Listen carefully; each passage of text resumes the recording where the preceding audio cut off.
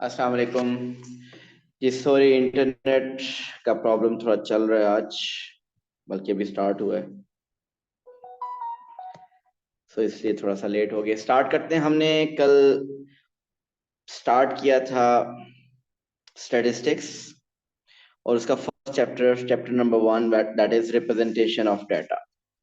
सो first topic में representation of data में हमने ये किया था कि there are two types of histograms. एक वो one is bar chart and one is histogram. The difference between bar chart and histogram is there's a gap between the rectangles in bar chart, and if the rectangles are connected, that is histogram. Then there are two types of histogram. In one histogram, your y-axis has frequency, और एक वो histogram होती है जिसमें y-axis पे frequency density होती है। और ये कैसे हम डिसाइड करते हैं? If the size of the each class interval is equal, तो आप x y-axis पे frequency ड्रॉ करेंगे, and if the size of each class interval is not equal, it means we will draw frequency density on the y-axis. और how to find frequency density? Frequency density हम कैसे find करते हैं? It is frequency over class width. F over CW mean frequency over class width. So इससे related हमने कल कुछ questions भी किए।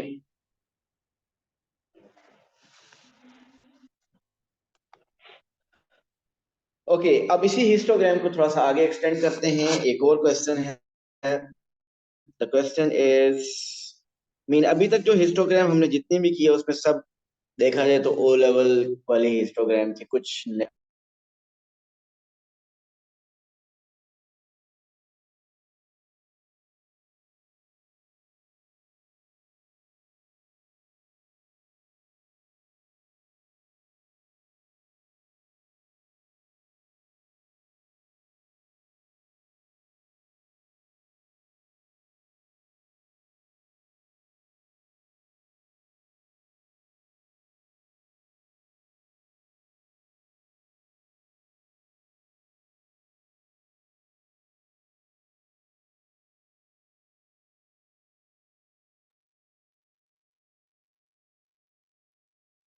सॉरी, इंटरनेट का थोड़ा प्रॉब्लम है। प्लीज मैं दूसरे डिवाइस से कनेक्ट होने की कोशिश कर रहा हूँ, वेट करें प्लीज।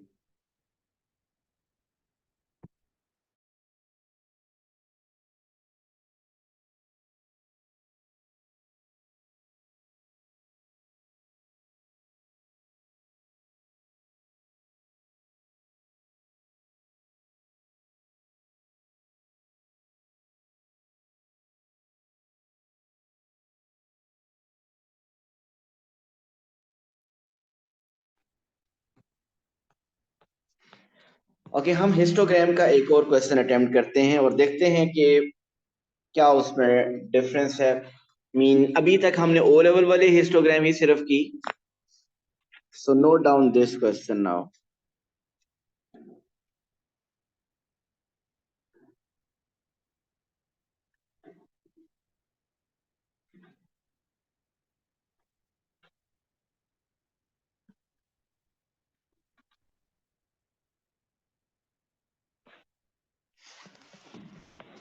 सपोज द डेटा कुछ आपके पास इस तरीके से है। x is greater than 1 less than equal to 5, x is greater than 6 less than equal to 10, x is greater than 11 less than equal to 15, x is greater than 16 less than equal to 20, x is greater than 21 less than equal to 25, and the frequency is 37254. और एक और काम, बल्कि थोड़ा सा मैं और change, ये लास्ट जो 25 है इसको आई एम मेकिंग 30।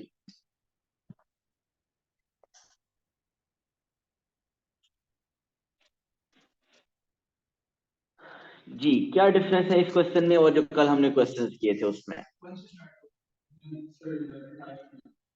अटैच नहीं है। मीन अगर आप इसकी हिस्टोग्राम ड्रॉ करें तो, अगर हम इसकी हिस्टोग्राम ड्रॉ करें तो तहा तलहा क्या प्रॉब्लम आएगा? गैप्स आएंगे।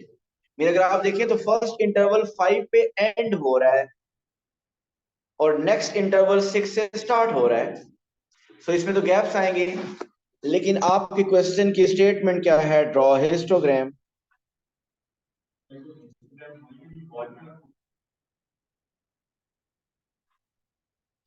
सो इसको अगर हम ड्रॉ करेंगे तो ये तो बार चार्ट बन जाएगा, क्योंकि इसमें रेक्टेंगल के दरमियान गैप आ गया है। लेकिन question is draw histogram. So histogram draw करनी। सो आई होप प्रॉब्लम समझ आ रहा है कि इस क्वेश्चन में क्या है। सो इस प्रॉब्लम में प्रॉब्लम को पहले एड्रेस करें कि हिस्टोग्राम ड्रॉ करने में प्रॉब्लम जो आ रहा है वो क्या है। कि अगर फर्स्ट रेक्टेंगल 5 पे एंड हो रही है, नेक्स्ट अगर 6 से स्टार्ट करेंगे तो उसमें तो 1 यूनिट का गैप आ जाएगा। अगर एक 10 पे एंड हो रही है तो नेक्स्ट 11 से स्टार्ट करेंगे, गैप आ रहा है। तो जब गैप आएगा वो तो हिस्टोग्राम नहीं है। हमने इस गैप को रिमूव करना है। इस गैप को रिमूव करने को हम नॉर्मली क्लास बाउंड्रीज कहते हैं। मीन ये जो मार्क्स का इंटरवल गिवन है, इन इंटरवल की हम अब क्लास बाउंड्रीज फाइंड करेंगे। क्या मतलब क्लास बाउंड्रीज? एक और कॉलम बनाएंगे जिसमें हम क्या लिखेंगे? Class boundaries. ये क्लास बाउंड्रीज क्या हैं?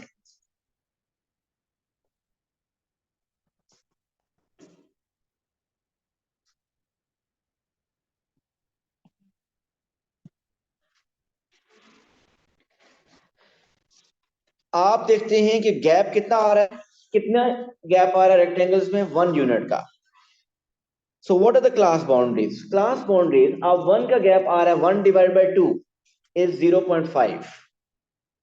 सो आप क्या कीजिए, हर इंटरवल की लोअर वैल्यू में से 0.5 सब्ट्रैक्ट कर दें और अपर वैल्यू में 0.5 ऐड कर दें। हर इंटरवल की लोअर बाउंड्री में से 0.5 सब्ट्रैक्ट कर दें और अपर में 0.5 ऐड कर दें। इससे क्या होगा? इससे वो गैप रिमूव हो जाएगा। आप देखिए, अगर इसमें 1 में 0.5 सब्ट्रैक्ट करें क्या बनेगा? That will become 0.5। और अपर वैल्यू में 0.5 ऐड कर दें, you will get 5.5। Okay, next में अगेन लोअर वैल्यू में सिर्फ 0.5 सब्ट्रैक्ट करें, it will become 5.5। And upper में आप 0.5 ऐड, यू विल गेट 10.5। और ये प्रोसेस थ्रू आउट आगे रिपीट करते रहें कि लोअर वैल्यू में से 0.5 सब्ट्रैक्ट करना है और अपर वैल्यू में 15.5 मीन 0.5 ऐड करना है।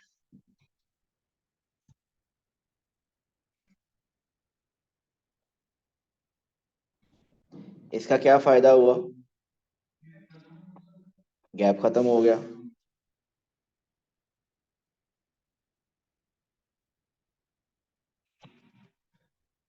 सो इसको कहते हैं क्लास बाउंड्रीज। और ये बेसिकली कब यूज की जाती है? जब आपको क्वेश्चन में कहता है हिस्टोग्राम ड्रॉ करें और आपके जो इंटरवल्स गिवन हो उनमें गैप अगर आ रहा हो तो गैप को हम रिमूव करने के लिए कुछ नंबर, कोई एक स्पेसिफिक नंबर ऐड और सब्ट्रैक्ट करेंगे। क्योंकि 0.5 हमने क्यों ऐड सब्ट्रैक्ट किया? इस 0.5 की क्या रीजन थी? हमने 1 क्यों नहीं ऐड सब्ट्रैक्ट किया? क्योंकि आपका गैप कितना था? 1 का। तो आप एक इंटरवल, एक में से आपने 0.5 का गैप कम किया, दूसरे में से 0.5 ऐड कर दिया, एक में कम कर दिया। सो जब इसमें 0.5 ऐड किया और इस 6 में 0.5 सब्ट्रैक्ट किया, वो दोनों इक्वल हो गए। अब आप देखें ये 5.5 5.5 मीन एक इंटरवल जहां पे, एक रेक्टेंगल जहां पे एंड होगा, वहीं से सेकंड रेक्टेंगल स्टार्ट हो जाएगा। ये 10.5 एंड हो रहा है, यहीं से नेक्स्ट 10.5 से स्टार्ट हो जाएगा। सो जो रेक्टेंगल्स बनेगी उनमें गैप नहीं आएगा और वो हिस्टोग्राम बन जाएगी। अब इनमें गैप था 1 का, इसलिए हमने 0.5 ऐड सब्ट्रैक्ट किया। अगर ये गैप 2 का होता फिर क्या करते हम 1 सब्ट्रैक्ट और 1 ऐड कर लेते।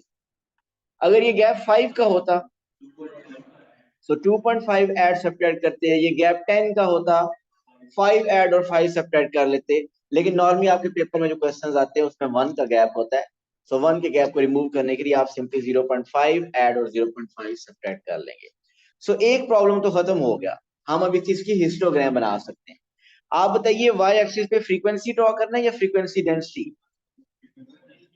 Frequency density. क्यों फ्रीक्वेंसी डेंसिटी अहमद? क्योंकि बाकी सब का गैप 5 का आ रहा है। इधर देखिए फर्स्ट इंटरवल सेकंड सब में 5 का गैप आ रहा है और लास्ट में जो गैप आ रहा है, सॉरी जो साइज ऑफ क्लास इंटरवल है वो 10 का हो रहा है। सो अब आपको इसका मतलब इसकी फ्रीक्वेंसी डेंसिटी भी फाइंड करनी पड़ेगी। सो इसकी फ्रीक्वेंसी डेंसिटी भी फाइंड, एक और यहाँ frequency density. So frequency density find करनी है। Munib, what's the formula for frequency density? Frequency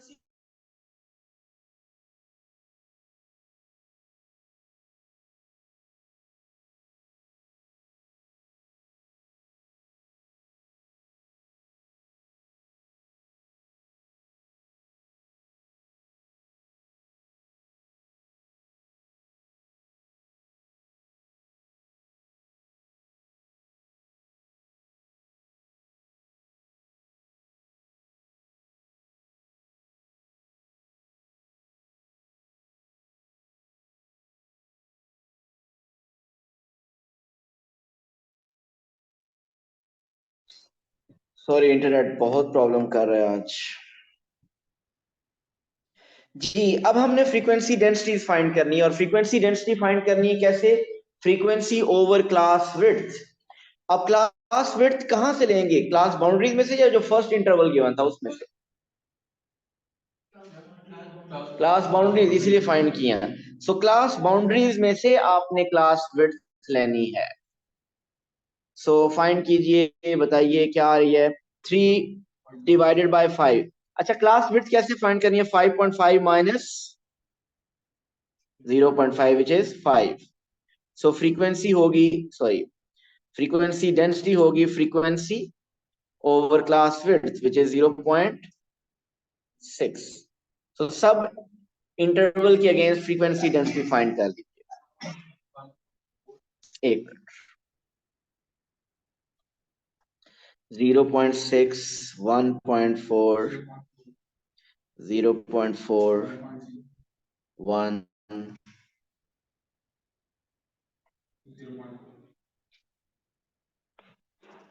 So let's draw the frequency densities on the y-axis. So मेरे पास स्पेस कम है, मैं उसके मुताबिक स्केल लूंगा।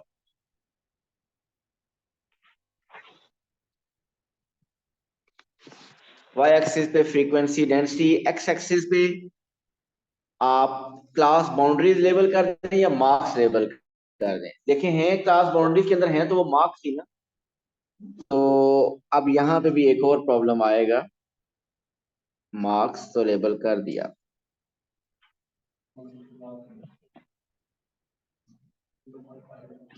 जी 0.5 वाला मसला आ जाएगा।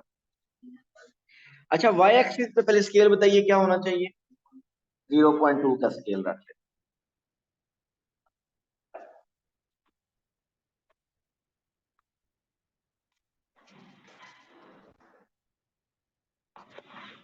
So on y-axis, the scale is 1 centimeter represents 0.2 unit.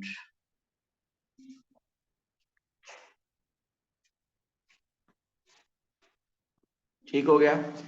x-axis पे हमें 30 तक वैल्यूज चाहिए।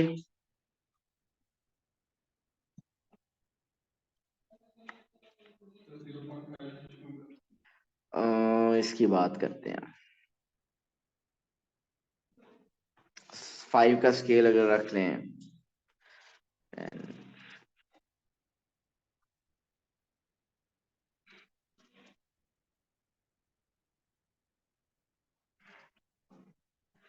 अब ये 0.5 वाला जो इश्यू है, इसको कैसे एड्रेस किया जाए? क्योंकि जो फर्स्ट इंटरवल है वो 0.5 से 5.5 तक है। अहमद, कैसे करें? थोड़ा सा नहीं, आपको पेपर ग्राफ पेपर पे एक्यूरेट करना पड़ेगा।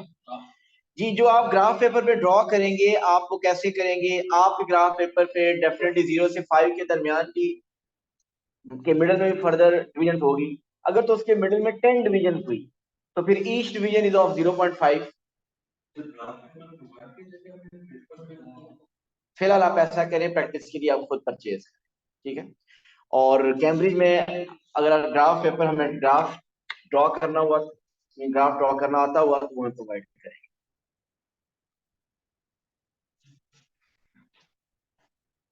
ठीक है? तो ग्राफ पेपर आपको मिलेगा, लेकिन अभी प्रैक्टिस के लिए ग्राफ पेपर ले लें, ये नहीं कि डायरेक्ट जाके कैम्ब्रिज के एग्जाम में ड्रॉ करना है बचत करने के चक्कर में। सो 0.5 आप कैसे, क्योंकि ग्राफ पेपर पे होगा तो आप 0 से आगे देखेंगे, उस डिवीजन पे 0.5 शो हो रहा होगा। सो 0.5 के अगेंस्ट कितना है? 0.6 से 5.5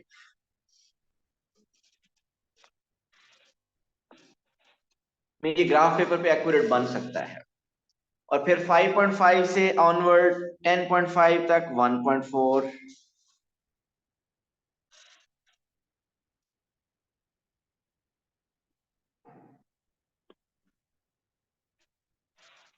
सर। देन मैं एक और मेथड भी इसका बताऊंगा। जी, जी रोहान। सर, जो ओरिजिन से आपका गैप आ रहा है 0.5 तक, वो एक्सेप्टेबल?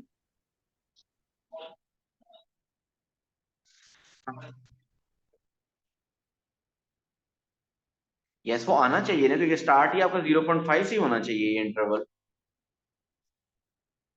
ठीक है सर। वो गैप आना चाहिए ना।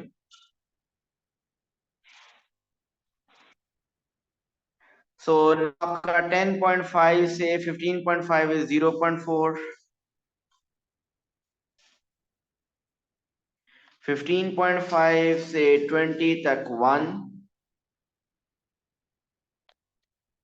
मीन 20.5 तक, एंड 20.5 से 30.5 तक 0.4।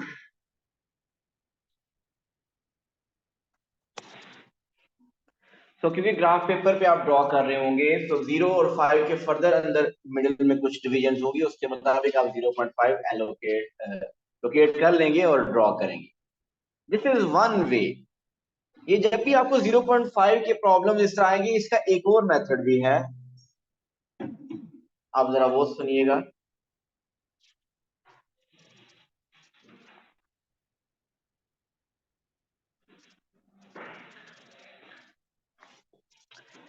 जी जरा सुनिएगा अब इधर।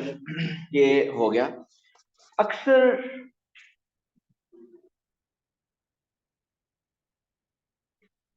आपके पास एक्स एक्सिस पे, अगर आपके पास एक्स एक्सिस पे वैल्यूज स्टार्ट ही 70 से हो रही हो, अगर स्टार्ट से 70 मीन 70 से लेकर सारी की सारी वैल्यूज आपकी 70 से लेकर 100 के दरमियान, सो आप अगर इसमें 5 का स्केल लें या इवन 10 का भी स्केल लें, तो 70 तक ग्राफ पे ऊपर कुछ भी शो नहीं हो रहा होगा। मीन अगर आप इस तरीके से करें, 10 का भी अगर आप स्केल ले लें,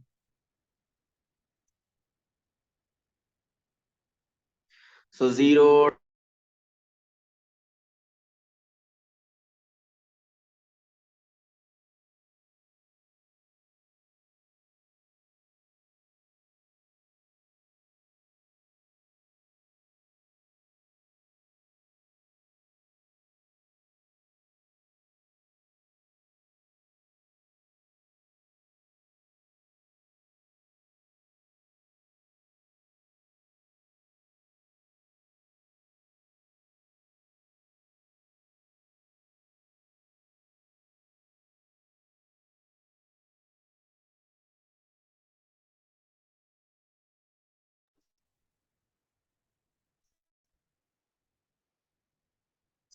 So we are back again. So मैं ये बता रहा था कि आपका अगर कोई ऐसी इंफॉर्मेशन आपके पास गिवन हो कि आपके पास जो इंफॉर्मेशन वो सारी की सारी स्टार्ट ही 70 से हो रही हो, तो इसका मतलब आपका सारा का सारा ग्राफ 70 से 80 इस तरह, 80 से 90 इस तरह एंड इस तरह, मीन बाकी सारा ग्राफ पे तो कुछ आ ही नहीं रहा। तो ऐसे ग्राफ को हम कैसे हैंडल करते हैं? मीन हम कोशिश हमारी ये होगी कि स्टार्ट ही हम 70 से करें। तो अगर आप स्टार्ट ही 70 से करना चाहते हैं तो उसके लिए क्या करना होता है? ये सिंबल कभी देखा है पहले? नहीं देखा? कहाँ रहे हो यार? सो ओ लेवल में भी ये अक्सर कहीं ना कहीं मिलता था, हम कहीं यूज नहीं करते थे। नॉर्मली इसका पर्पस ये होगा, सपोज कि ये मैं जीरो मीन मैं डायरेक्ट अब 70 से स्टार्ट कर सकता हूँ। 70, 75, 80, 85, 90, 95 एंड 100। मीन जब ये आप सिंबल यहाँ पे यूज करते हैं, इसका मीनिंग आपके पास ये है कि ये जो स्केल इधर चल रहा है, mean 1 centimetre to represent 5 unit, उस वो स्केल इस ड्यूरेशन पे अप्लाई नहीं हो रहा। एक बात। या दूसरी बात आपको कि 0 से 70 के दरमियान सारी वैल्यूज इसके अंदर इंक्लूडेड हैं, और 0 से 70 के अगेंस्ट तो आपके पास इंफॉर्मेशन है ही नहीं। सो अगर आपको ऐसा करना पड़े तो ये आप इस सिंबल के थ्रू शो कर सकते हैं। इसी तरह ये वाई एक्सिस पे भी किया जा सकता है अगर कहीं जरूरत पड़े तो। कि आपको जो फ्रीक्वेंसी सारी गिवन है वो सब 15 से 20 के दरमियान है, तो अगर आप वहां करना चाहें, वैसे नॉर्मली वाई एक्सिस पे कम ही नीड होता है, ज्यादातर एक्स एक्सिस पे चाहिए होता है। अब ये जो क्वेश्चन हम कर रहे थे, इसको भी इस स्केल के थ्रू हम मैनेज कर सकते हैं। क्या मतलब? मतलब ये कि आपके पास ये जीरो था, आपका वो जो 0.5 वाला इश्यू है वो कुछ ऐसा था, आपने इधर कर लिया नहीं नहीं, अब आप ये बताना चाह रहे हैं ना कि वो जो स्केल आप आगे यूज करेंगे उस स्केल की एप्लीकेशन इसके ऊपर, इस रीजन के ऊपर नहीं है। तो आप स्टार्ट ही 0.5 से कर लें, मीन इसको आप 0.5 कह लें। और 1 सेंटीमीटर टू रिप्रेजेंट अगर 5 यूनिट हो, ये 0.5 है, नेक्स्ट क्या होगा? 5.5। फिर नेक्स्ट क्या होगा?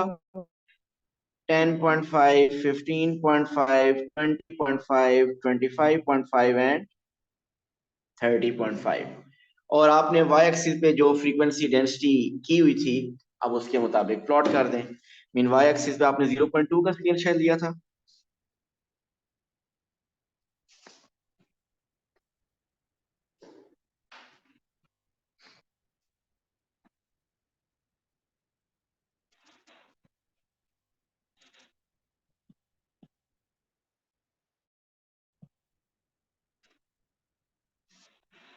सो अब आपको वो एक्यूरेटली 0.5 उसमें सर्च करने की जरूरत नहीं होगी, आपने स्टार्ट ही 0.5 से ग्राफ स्टार्ट करे, वो ये शो कर दिया। ये आपने ये जो साइनोसाइडल शेप, हार्ट बीट कह लें, वो आपने शो कर दिया, जिससे ये पता चल रहा है कि आपका सारा स्केल 0.5 वाला है, और ये जो मिडिल वाला पोर्शन है 0 से 0.5, वो स्केल इसके ऊपर अप्लाई नहीं हो रहा। सो फर्स्ट फ्रीक्वेंसी डेंसिटी कितनी? 0.5 से 5.5 की फ्रीक्वेंसी डेंसिटी क्या? 0.6। नेक्स्ट 1.4, नेक्स्ट 0.4, 10.5 से 15.5, नेक्स्ट 1, और last 0.4 till 30.5। So this is the another way of taking the scale on x-axis। और ये जो सेकंड ये मेथड है, ये ज्यादा इजी है। इसमें वो 10.5 एक्यूरेटली, 15.5 वो कहाँ पे आ रहा है वो आप लोकेट करना इजीली है जी। तो ये उसी को कहते हैं, वो जो ऊपर नीचे ग्राफ में जा रहा हो, तो उसी को कहते हैं। बस उसके साथ रिजेम्बलेंस बन रही थी, या कभी हार्ट बीट के साथ बनी थी, मैं नाम वो दे दिया। जी क्लियर है ये। इसके साथ अब आपका हिस्टोग्राम वाला पोर्शन कंप्लीट हो गया है आज। हमारी क्लास बहुत छोटी हुई है इंटरनेट की वजह से। कल इंशाल्लाह इसको कवर करेंगे। कल हमारे पास इंशाल्लाह हमने करना है cumulative frequency graph. Thank you so much. अल्लाह हाफिज। हम सर जी अहमद ले आएं। सर मुझे एक चीज सर कल मुझे ये बता दें कि कल M1 में और अहमद P1 में आपने क्या कराया ताकि मैं वो रिवाइज कर लूं।